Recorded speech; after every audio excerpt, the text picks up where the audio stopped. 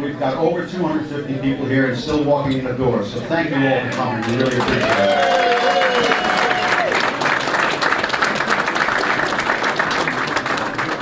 This is just the beginning of a very successful campaign, and the proof is in the pudding of how many people showed up here tonight. We do thank you very much. I'm going to dispense with the formalities that we normally do at events like this, but I do want to recognize all the elected officials that are here tonight. We appreciate you being here, and we appreciate your service to all of us in the county. Thank you for that. I also want to recognize the three-party chairmen who are here, or some who are not. Some are sick, and one got injured, but we do thank them for supporting this candidate and putting him on their ticket. After discussing with our committee on how we were going to handle this evening, we felt it appropriate that we find someone who knows this candidate well, has contributed to this candidate's life, and is very proud of this candidate. So at this time, I'm going to turn the microphone over to Mike Kavanagh.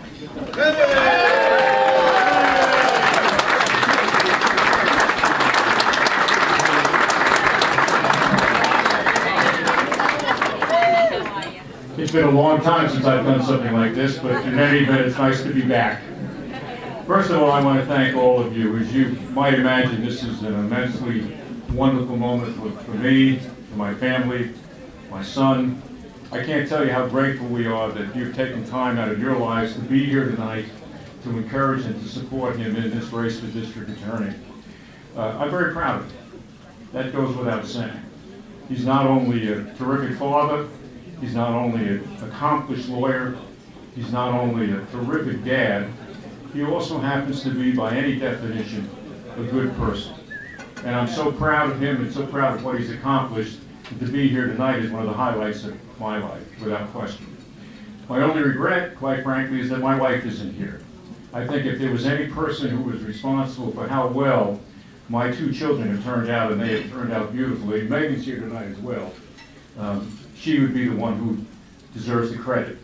Did a great job for both of them, and I know that she would love to be here tonight to share this moment.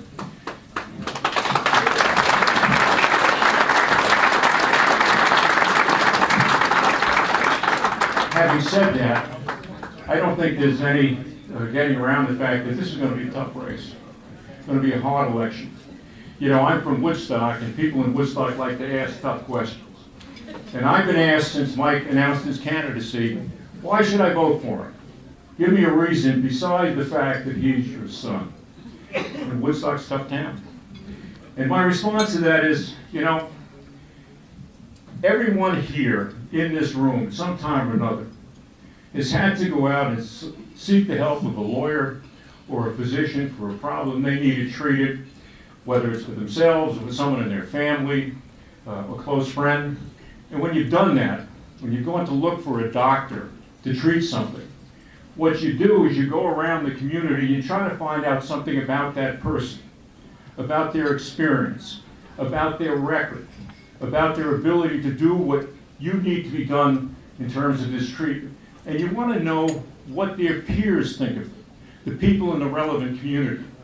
And I tell my friends in Woodstock, whether they're Democrats, Republicans, conservatives, independents, liberals, if you apply that measure, that prism to this race, it's an easy call. There isn't any question that the most qualified candidate in this race is Mike Kavanagh.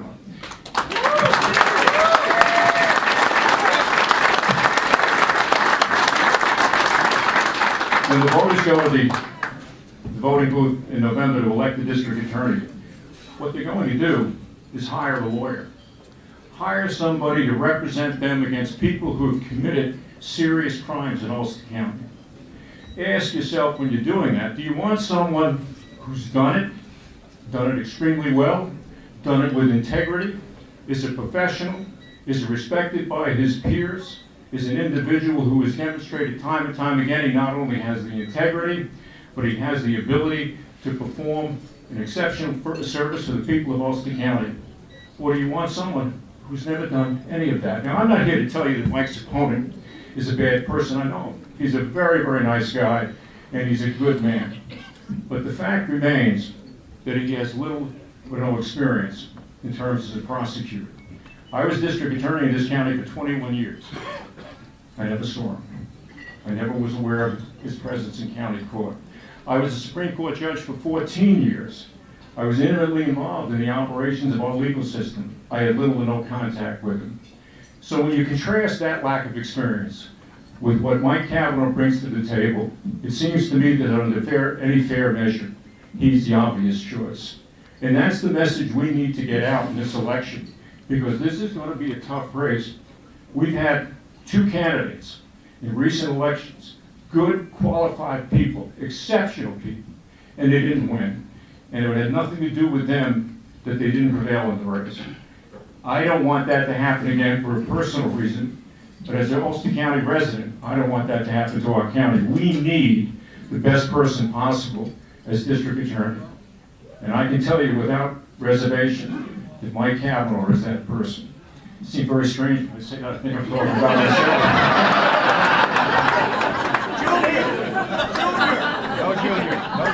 But having said that, I just want again to thank all of you for being here. It is such a thrill for me to know that my son has the respect and esteem of so many good people throughout this community. It says a great deal about him, and it means more than I can ever tell you in terms of our family.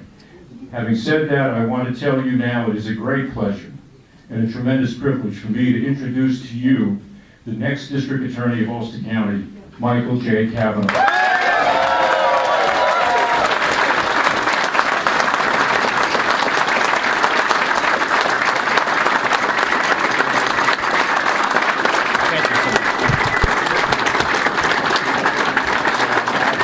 Thank you.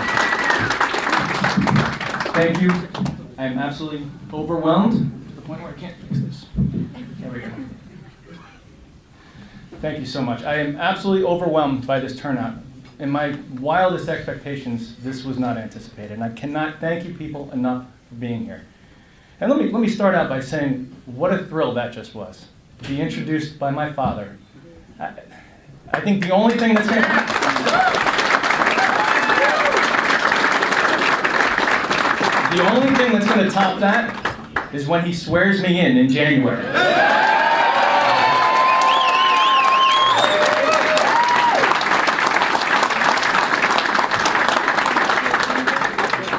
I'm overwhelmed. First, I want to thank my campaign committee and the volunteers that have stepped up and made this happen and reached out to all of you, and they're volunteering their time. Obviously, they're not getting paid to be here and to do this. And they're doing this to help me and hopefully help this community, but to help me, to chase my dream. And I cannot thank them enough. And the person who I have to thank the most is my wife. Jen is here with my two daughters. She has put in so much time.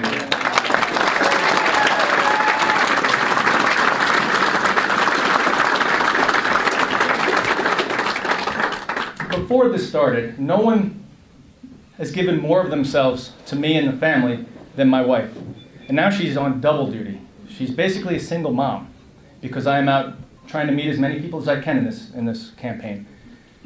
Never complains, never questions why.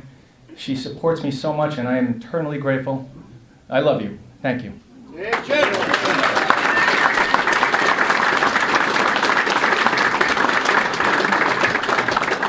Now I want to mention something that I'm extremely proud of. I've been at the front door greeting everybody as you come in. And there are people from every different party here. There are Republicans, Democrats, liberals, conservatives, all here. And I'm extremely proud of that. That means that the people are ignoring affiliation and party lines, and they're here to support the candidate that they think is the best. And I believe in a job that's as important as this, one that involves the safety of this community and our children, that Ulster County voters are going to choose experience and qualifications over party affiliation. I truly believe that, and this is an example of why I believe that.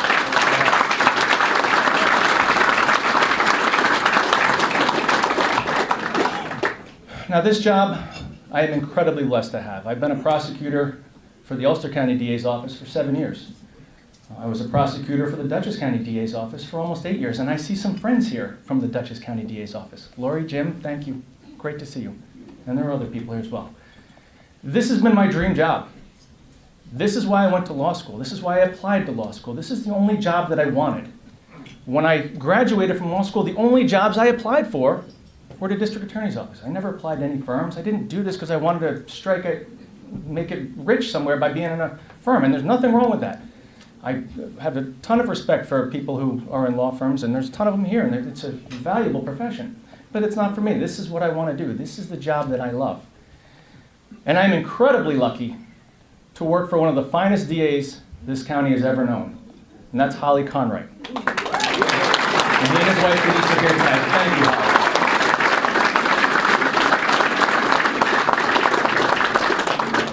And I wouldn't be in this position or have this opportunity if it wasn't for Holly Conright, who has taught me what it means to do this job the right way and for the right reasons. Everything Holly does is guided by the principle of what is the right thing. Doing the right thing, no matter what's politically expedient, what may cause some backlash, everything he does is because he knows in his heart it's the right thing. The right thing for the office and the right thing for the community. Holly, thank you for being such a great example to me.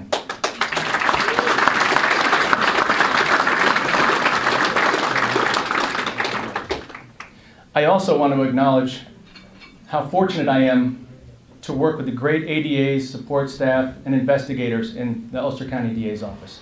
They make me look good.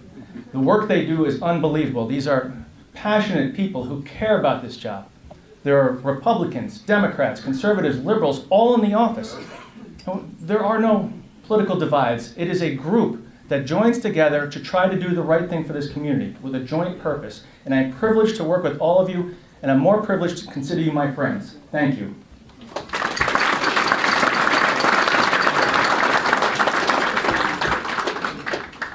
One of the things that I truly love about this job is that I get to work with the brave men and women in law enforcement.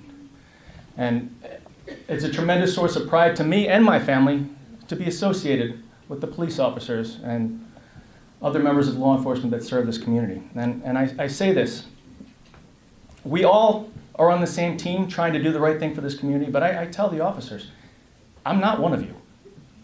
I can't be one of you. I've never had to go out on a dark road in the middle of the night and pull over a vehicle with 4 occupants with no one else around. I've never had to respond to a domestic situation not knowing if there's a gun in the house.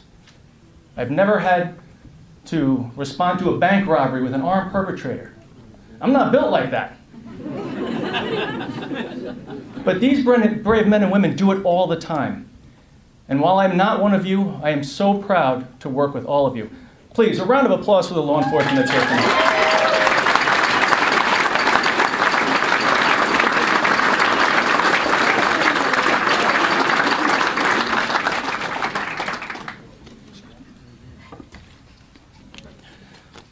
One of the things about working as a prosecutor is you get the opportunity to stand with victims in court. People who have been through horrible ordeals and are looking to you for a measure of justice. I've had that opportunity many times, but there are a few situations that really stand out. There are a couple that have a profound effect on you and your life. And I want to tell you about one.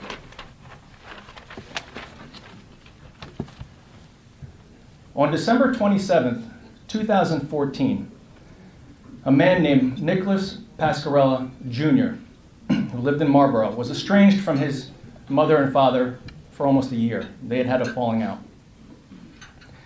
And on that day, Nicholas Pasquarella Jr. showed up at his parents' house, unannounced, hadn't spoken to them in over a year. And he pulled up and he waited at the bottom of the driveway. And at some point, Nicholas Pasquarella Sr. came out to warm up the car because he and his wife Judy were going to go shopping that day, and it was cold. When Nick Sr. walked out of the house, his son saw him, got out of his car at the bottom of the driveway, walked up with a baseball bat, and beat his father to death. And he did this while Mrs. Pasquarella, Judy Pasquarella, was in the upstairs window watching the whole thing. Judy has since passed away. She died last year. She was a friend. She would call me up occasionally, out of the blue, just to tell me she loved me. My family's been to their house. My daughters have swam in their pool. Some of the best Italian food you've ever had, Judy cooked for us. And I made an incredible friend. And that friend is here tonight. And that's Judy's daughter. Dawn Kokoza. Can you come up here, please?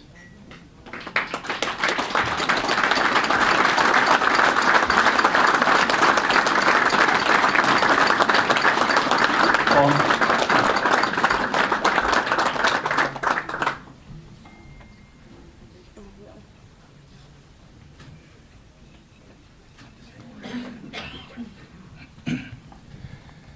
Ladies and gentlemen, this is why we do this job.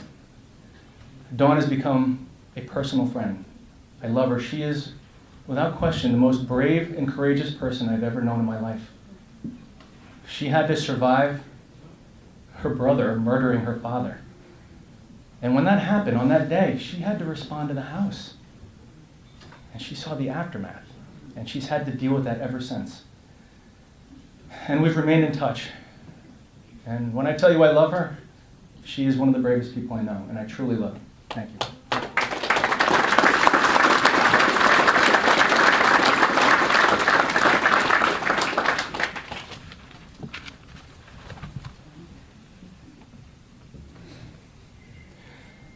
That's really what I'm going to end with, because there's no other thing to say other than that. That, to me, is why this job is so important. That's why this job requires that the district attorney have experience, to know what it's like, to know the needs of victims, to be able to reach out and connect with them. It is imperative that this happens. And unless you've been in this situation, unless you've stood with victims before, you don't know what it's like. How incredibly rewarding it is and how heartbreaking it is. And as I've said before, and I will say it again, the office of the district attorney should never be a consolation prize. Thank you.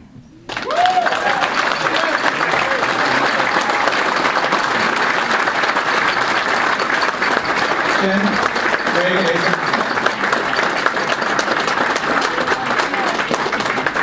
For those who haven't met it, this is my wife Jen, my daughter Reagan, and Asen.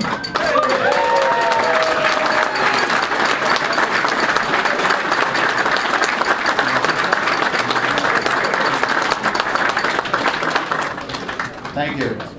I think you can see that we have an incredible candidate here. We appreciate you being here.